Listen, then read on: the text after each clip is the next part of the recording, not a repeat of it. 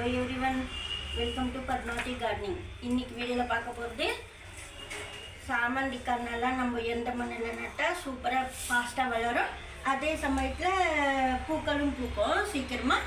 எரு அடிக்கடி கொடுக்க தேவையில்ல. இது போல் மெத்தடில் நீங்கள் நட்டிங்கன்னா புதுசாக பார்க்குறவங்க நம்ம சேனலை சப்ஸ்கிரைப் பண்ணிக்கோங்க. வாங்க வீடியோக்குள்ளே போகலாம். இப்போ இந்த சாமந்தி செடியை ஏற்கனவே காமிச்சிப்பேன். புதுசாக கட்டிங்ஸ் எல்லாம் பண்ணணும், இல்லைன்னா சைட்லலாம் முளைச்சி வர செடிங்க அதில் நுனி கிள்ளி வச்சிங்கன்னா பாருங்கள், இது போல் சைடில் வரும். இது வந்து வேறு ஏதோ செடி. இப்போ சைட்லலாம் இங்கே செடிங்க முளைக்கும், புது செடியில் கூட இருக்கும்.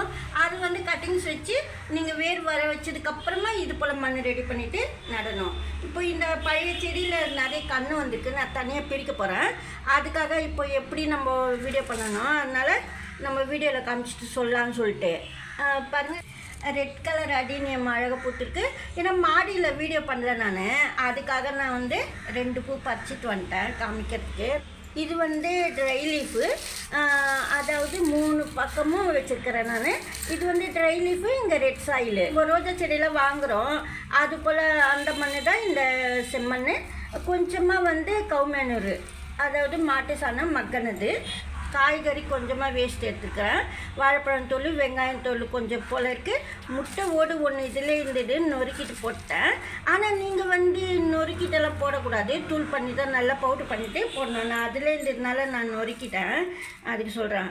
இப்போ இது போல் நீங்கள் சாயில் எப்படி கலந்து விடணுன்னாக்கா, இப்போது நல்லா வந்து இது ட்ரை லீஃப் தான் நான் எடுத்தது. நல்லா இது போல் கையாலே நொறுக்கிடணும். நீங்கள் சூப்பராக செடி வளரும். நீங்கள் வெயிலில் வச்சா கூட சூப்பராக செடி வளரும்.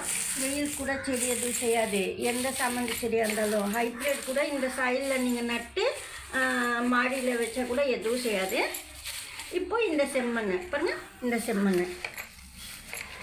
அதாவது ட்ரை லீஃபு, செம்மண், கவுமேனூர் 3மே சேர்த்து இது போல் நல்லா பிசைஞ்சிக்கணும்.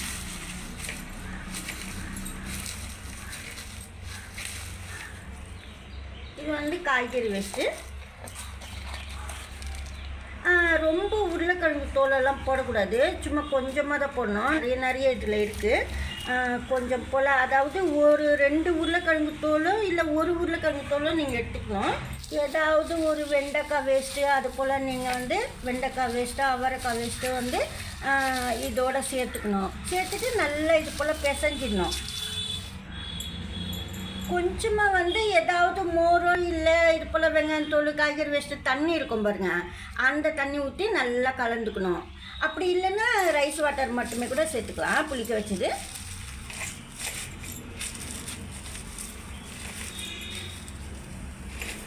ஏன்னா மண்ணோடு நல்லா பிசைஞ்சிடணும் நீங்கள், அப்போ தான் நல்லா வளரும் சாமந்தி செடி.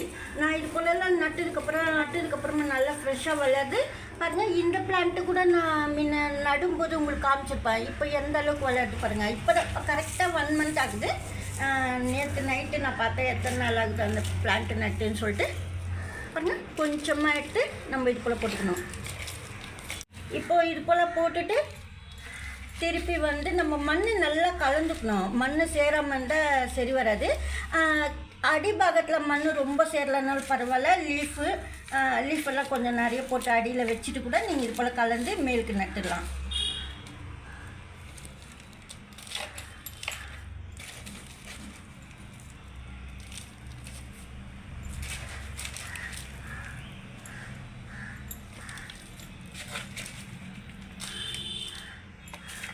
இது போல் நட்டால் அதுக்கப்புறமா நம்ம ஃபெர்டிலைசர் கொடுக்கணும். இப்போ நான் வந்து ரைஸ் வாட்டரோ இல்லை நீங்கள் வெங்காயத்தோல் தண்ணி அது போல் வீட்டில் வச்சுருந்தீங்கன்னா இந்த சாயிலோடு சேர்த்துக்கணும்.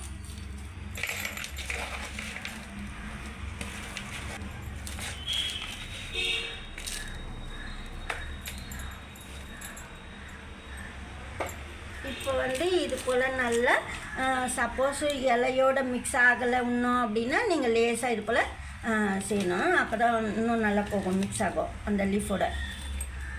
கொஞ்சம் ஈரப்பதம் பண்ணிட்டு தான் நீங்கள் பிசைஞ்சு வைக்கணும், அப்போ தான் நல்லா வளரும் சாமந்தி கன்று. இப்போ நீங்கள் வந்து எடுக்கிறதுக்கு முன்னாடி கொஞ்சம் போல் தண்ணி விட்டுருக்கணும். இப்போ காலையில் தண்ணி விட்டிங்கன்னா கொஞ்சம் 1 hour கழிச்சு நீங்கள் வந்து செடி நட்டுலாம் எடுத்து கொஞ்சம் போல் வேர் இருந்தால் கூட போதும், அது நல்லா வளரும். பாருங்கள் நிறைய வருது, வேர்லெல்லாம் நிறைய செடி முளைச்சி வருது. இது போல் வேரோடு நம்ம வைக்கிறோம். இது போல் நீங்கள் மண் ரெடி பண்ணிவிட்டு நீங்கள் நட்டுட்டிங்கன்னா சூப்பராக வந்து ஃபாஸ்ட்டாக வளரும். அதே சமயத்தில் உச்சி வெயிலில் வச்சா கூட எதுவும் செய்யாது பிளான்ட்டு.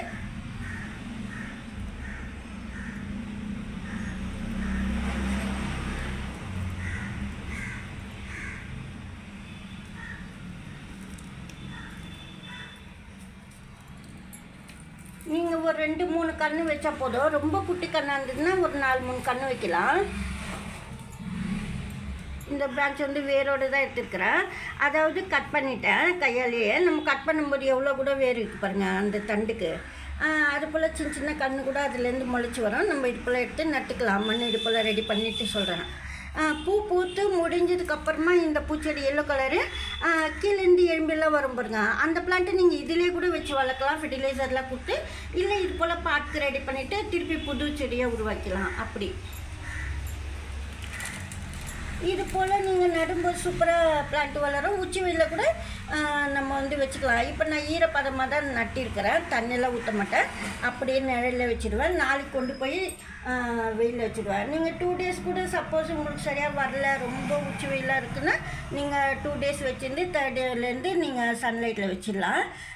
சூப்பராக வளரும். சமலிக்கண்ணி இந்த மெத்தடில் நட்டிங்கன்னா அடிக்கடி எருவெல்லாம் கொடுக்க தேவையில்ல. ஒரு வாட்டி மட்டும் இது போல் நட்டுட்டு அதாவது திங்ஸ் வச்சிங்கன்னா வேர் பிடிச்சி வரும்போது எந்த ஃபெர்டிலைசர் கொடுக்கணும் அப்படி.